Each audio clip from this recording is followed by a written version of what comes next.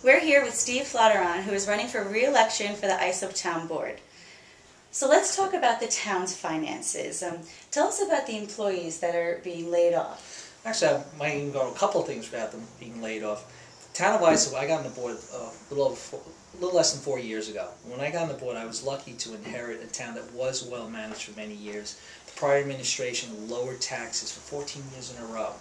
They increased their bond rating. I mean, the town financially was run well. And Supervisor Nolan got on at the end of my first year.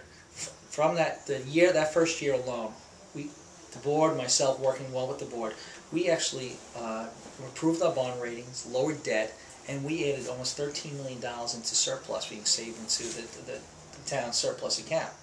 The following year, since Supervisor Nolan's been on with the rest of his board members, basically rubber stamps, is that the last two years, 2007 actually, was one of our second highest grossing years for mortgage tax and interest, which is the way we get a lot of our revenue.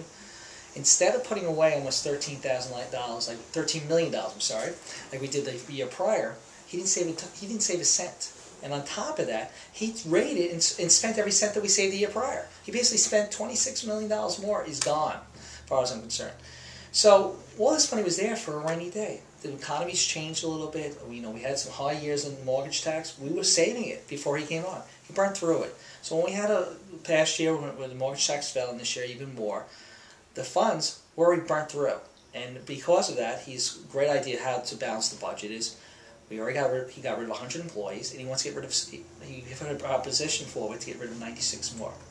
But a lot of these things are vital services the town needs.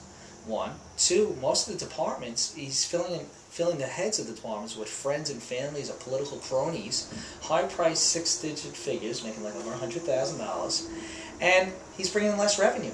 One department, for example, code enforcement, he doubled the fines.